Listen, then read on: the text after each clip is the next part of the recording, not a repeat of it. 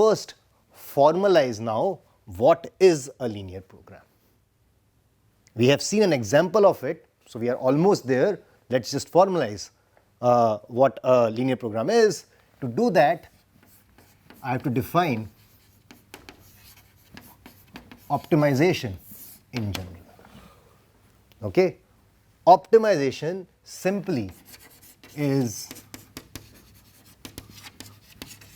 maximization or minimization. And you would realize that most of the problems in this world are optimization problems. You want to maximize the number of marks in this course. You want to maximize the amount of money you will get in your placement or in your jobs. You want to maximize the amount of peace you have in this world, right? So many difficult problems like how to live your life, how to solve world peace, all of those are in general an optimization problem. Mathematically, if I want to write it, I have some variable, I have something which I can change. I want to figure out what is this variable. This need not be a single quantity, this could be a list of variables. I want to maximize or minimize a function of x. In the case of beer problem, it was 15x plus 20y, such that I have some constraints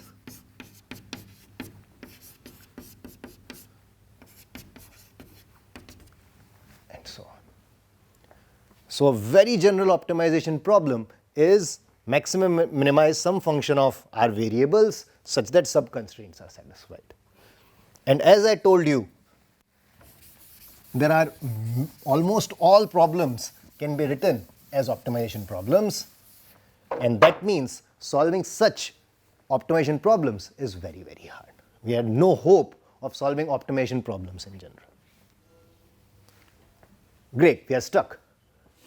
We have very important problems. We don't know how to solve it. What should we do? And I think this is a golden rule of research. If you can't solve a problem, simplify it. So what is the next step? We ask, are there classes or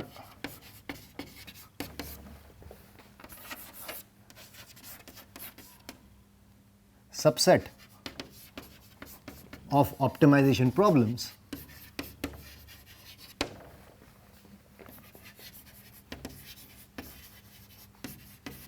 which can be solved? If we can't solve optimization problems in general, are there specific kind of problems which we can solve? But then what specific kind should we be looking at? And this is more of a question about humanity rather than a question about mathematics. You have these big set of problems which you can't solve, and now I'm asking, are there subsets which we can solve? What kind of subset should we be looking at?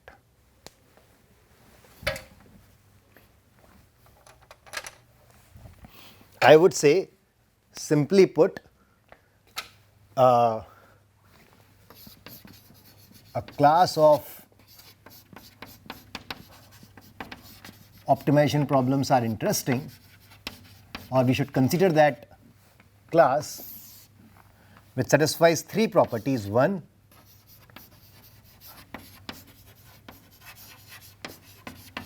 they should be solvable. If you can't solve them, then studying them is not very helpful. But then we can take a very, very simple instance of it and solve it. Obviously, they are useful if many applications can be derived from this class of applications. Another way to put it is, many situations, I would say real life, can be modeled by this class. So this class is not just easy, it is also useful. There is a point of solving these equations because there are issues, there are problems in your life which need to be solved and which can be solved by this particular class of optimization problems. And the third reason is not really a humanity concern, but I would say as a mathematician. And as we go into deeper into this theory, you will realize it's also a concern for us as a mathematician, which is that this class of problems should have a, I would say,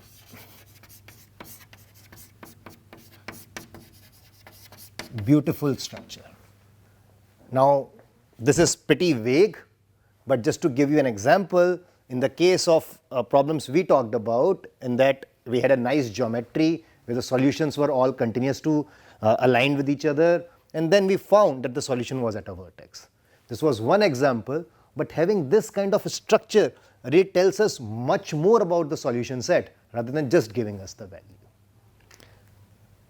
I can't explain it more than this. If you are familiar with this word, you will see this duality theory for linear programming, and it will tell you what I mean by having a beautiful structure inside this class of problems. It turns out we have a candidate. And you shouldn't be surprised. What will be the candidate? Linear programming. This is what we have been talking about. There is a subset of optimization problems which satisfy all these three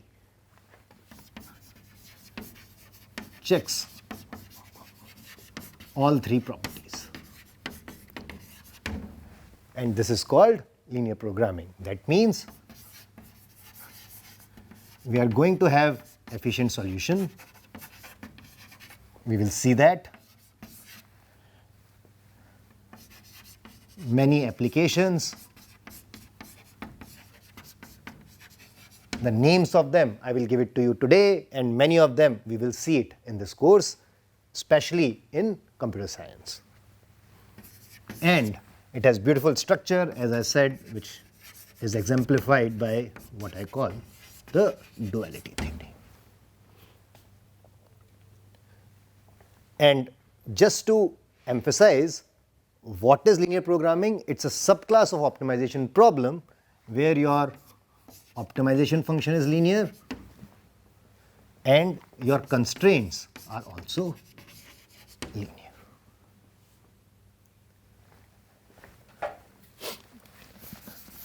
If you are confused about linearity, remember our problem was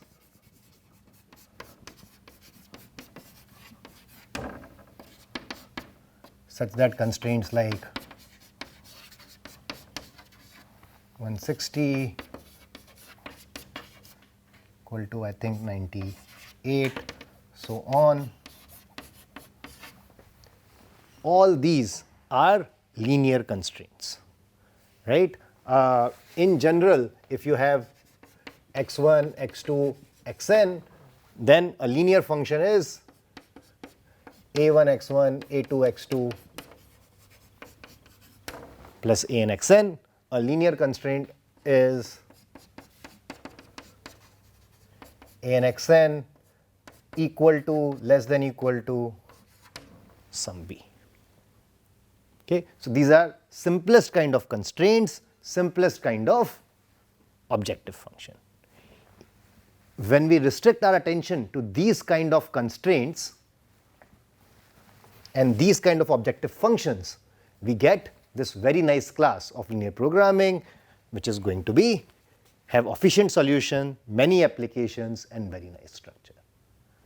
This is why we are learning linear programming. Just to set the notation, remember, for an optimization problem, we maximize, minimize some objective function. In this case, the objective function was 15x plus 20y. Under some constraints, here there were 5 constraints, 3 equations, and x greater than equal to 0, y greater than equal to 0. 5 constraints, and then we have what we call the feasible set. The feasible set is set of all x such that x satisfies all constraints.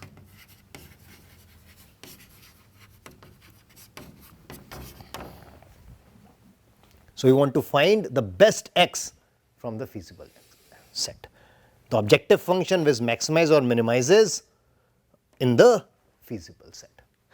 That is the problem of optimization, and now for the linear programming, our objective function as well as constraints are linear.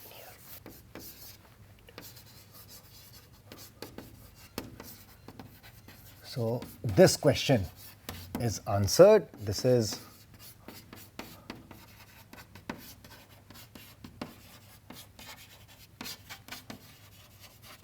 optimization problems with linear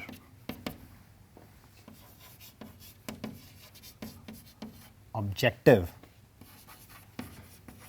as well as constraints.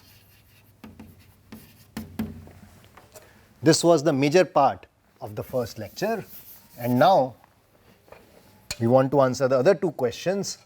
Why do we want to learn linear programming, and how are we going to learn linear programming? Now, why is already written. This is an interesting class of problems which we can solve, which have many applications and has beautiful structure. Now, one thing which I can give you more details about is the application. So, let me tell you in brief the amount of areas where linear programming has made an impact.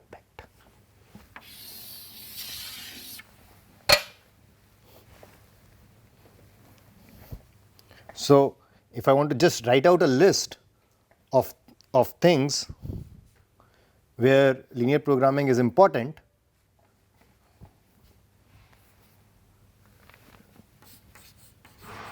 obviously the first one we have seen, which is resource allocation. This is used in management.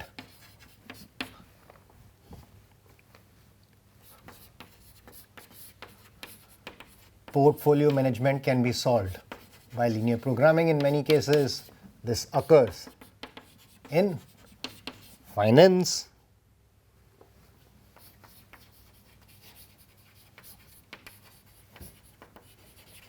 production line optimization. This occurs in manufacturing,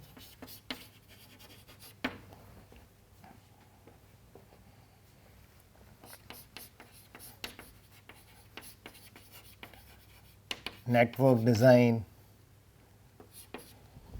in telecommunications,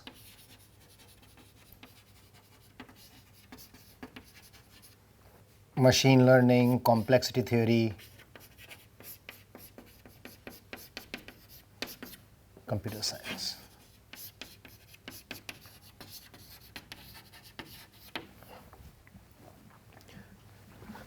So, this is just a small list you can grab from the internet, but the point here is that there are so many diverse areas where linear programming has been helpful.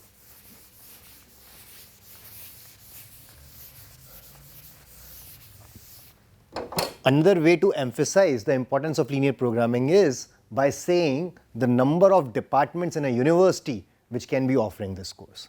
So, if you are taking a linear programming course, obviously you can be a computer scientist, you can be a mathematician, you can be an economist, you can be an electrical engineer,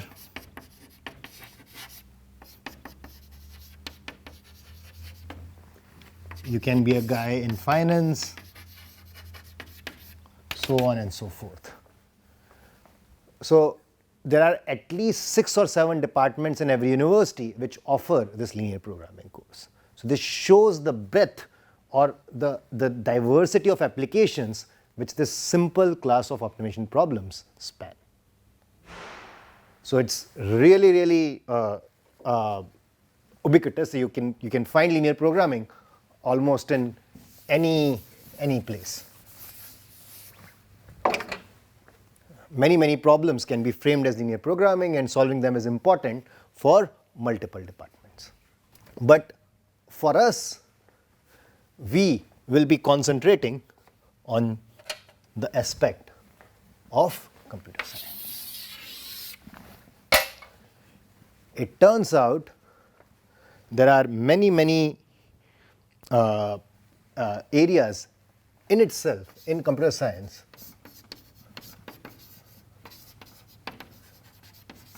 where we can apply linear programming tactics. Obviously, algorithms and in general theory of computing, then machine learning, algorithmic game theory,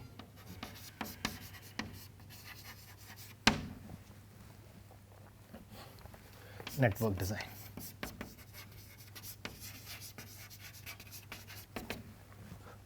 So even in just one area out of this, there are multiple sub areas where linear programming makes an impact. In this course, once we have learned what is linear programming, we will see its many applications in such areas. So we will briefly talk about some of the basics in this area and then show how certain problems in this areas can be modeled as a linear program. We have answered what?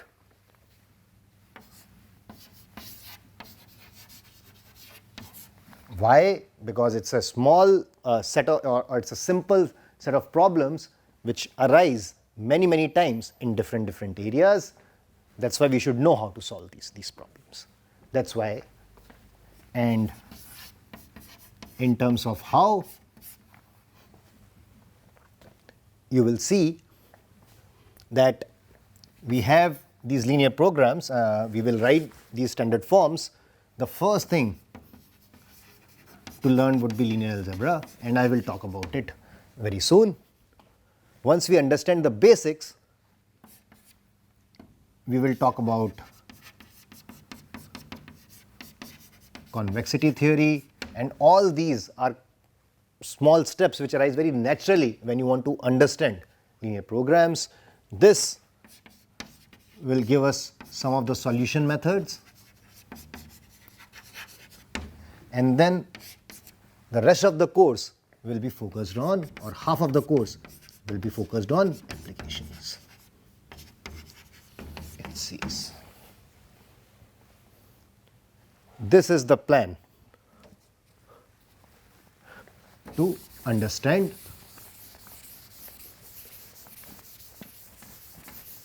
linear programming.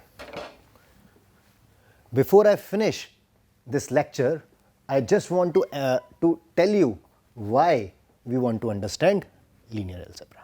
But before that, let me just clarify one of the things in terms of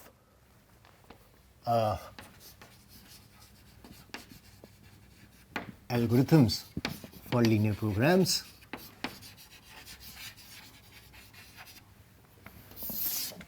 This is something I already said that we can solve them efficiently.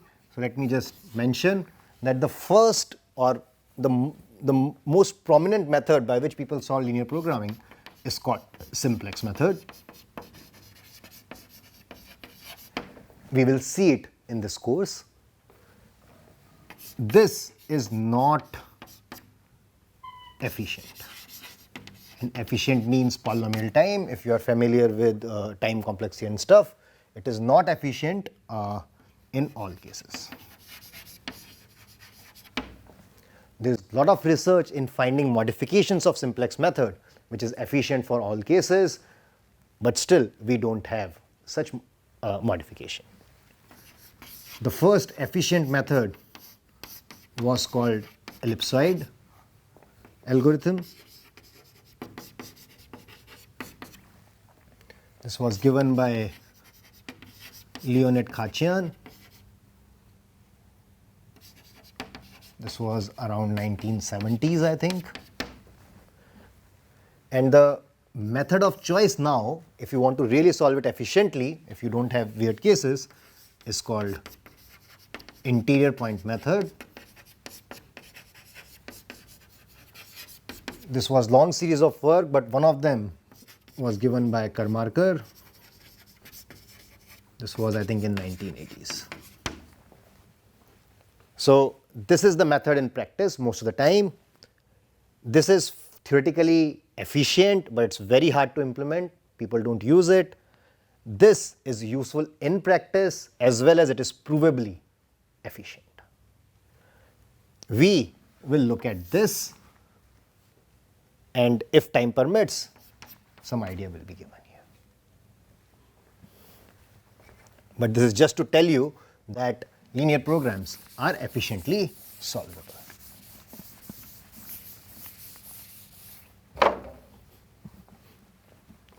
Okay, we are almost done. Let's just see what will be the next lecture about. As I said, to understand linear programming, we have to understand linear algebra. So, why linear algebra? Remember our problem to start with. The example was this, such that I might be slightly off with the coefficients, but it looked like this, right?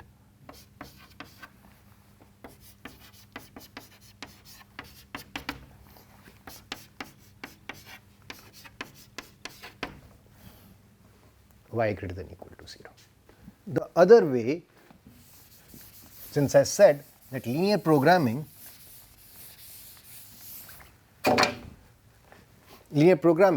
is a set of problems where you have linear objective function and linear constraints. Then I can think of my constraint as, suppose I had n variables x1 to xn. In my equations, if I have n variables, my maximization will look like c1x1 plus c2x2 plus cnxn. I'm writing down a general problem. In a particular instance, we would know the value of c1, c2, cn, and would like to figure out the value of x1, x2, xn. In this case, this is x1, this is x2, c1 is 15, c2 is 20. Such that I can have conditions like a1x1 plus a2x2 plus anxn less than equal to b1, some conditions like this. Then I can also have conditions like b1x1, b2x2, sorry, I should say m1, let's say m2. I can also have conditions like d1x1, d2x2, dnxn equal to m3, so on, right? Generally, the problems would look like this, but again, by some small trickery, we can change all our constraints to be of this kind. And this we will learn very soon in the third or fourth lecture. Even though at this point I allow my constraints to be less than equal, greater than equal, equality, there is a way to convert between these constraints. So actually I can say that any general problem will look like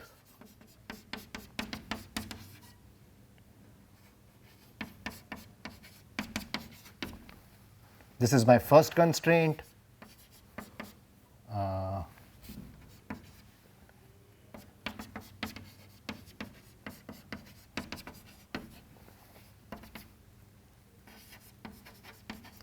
And this is my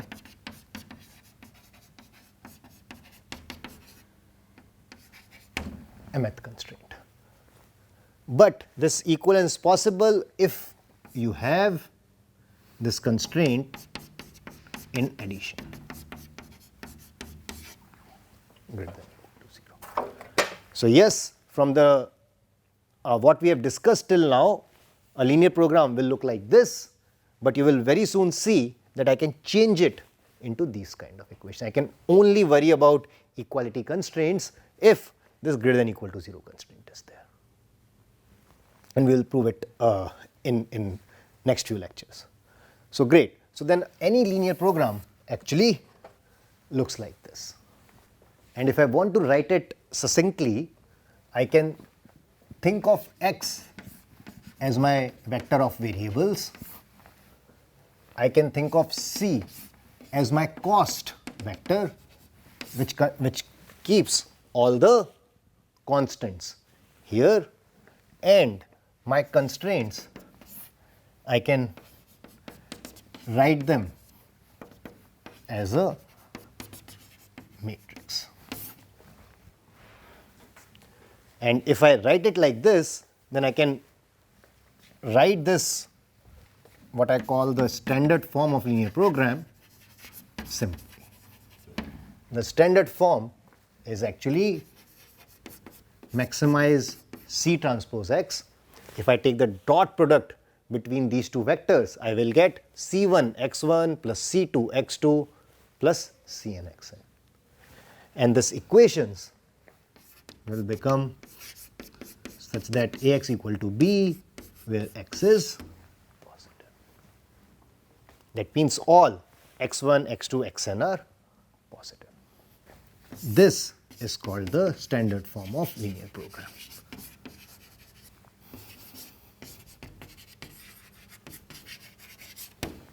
What it means is, whatever linear program you take, it can be viewed like this equivalently. Let me warn you, this is not the only standard form. We will look at many other standard forms. The point is, if there is a standard form, then any linear program can be transported to this standard form.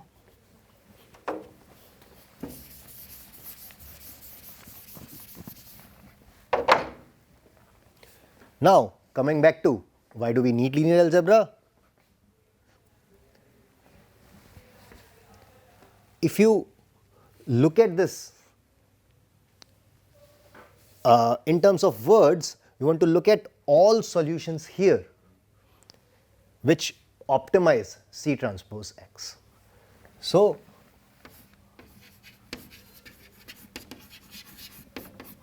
all x such that Ax equal to b, x greater than equal to 0, and then find max of C transpose x, all these x's, right.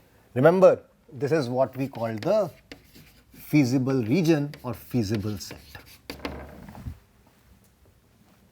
So, if these are the two steps, that means I should first concentrate on